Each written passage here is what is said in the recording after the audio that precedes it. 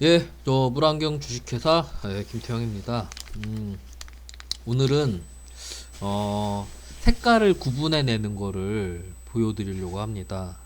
지금 저희 회사에서 개발하고 있는 여러 가지 아이템 중에 이 비전을 카메라를 활용해가지고 사물을 구분하거나 문자를 인식하거나 이제 거기서 나아가서 이제 색깔을 구분해 내는 것까지 이제 구현을 하려고 하거든요. 그러면은 이제 앞으로는 색깔이랑 모양이랑 이제 그런 걸 다 조합을 해가지고 한 번에 다 구분해 내는 이제 그런 걸 개발하려고 합니다.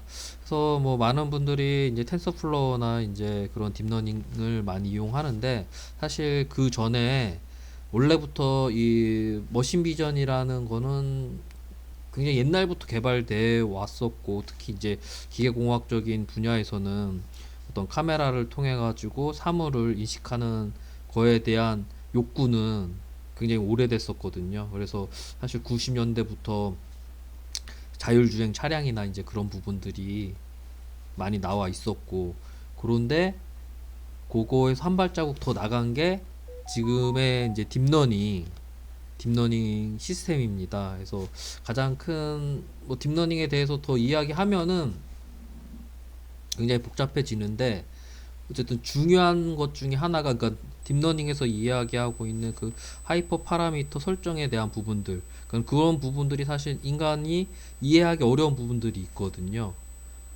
왜냐하면 인간은 처음부터 논리적으로 접근을 하는데, 좀 거기서 하이퍼 파라미터 설정하는 부분들이, 왜냐면은 모든 이미지가 갖고 있는 배경이 그게 다 다르기 때문에 그렇습니다. 지금은 이제 지금 보시는 이런 카메라 같은 경우에는 우리가 환경을 통제를 시킬 수가 있거든요.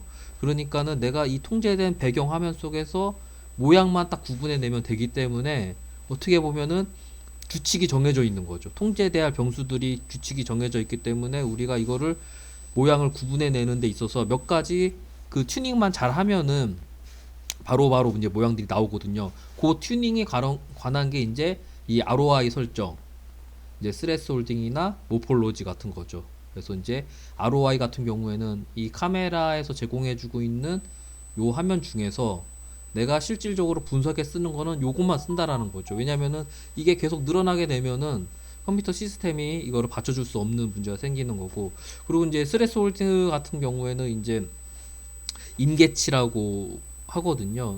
근데 어떤 임계치냐면은, 그러니까는 어쨌든 우리가 이미지를 받아가지고 모양을 구분해 내려고 하면은 그거를 먼저 모양에 대해서 학습을 시키겠죠.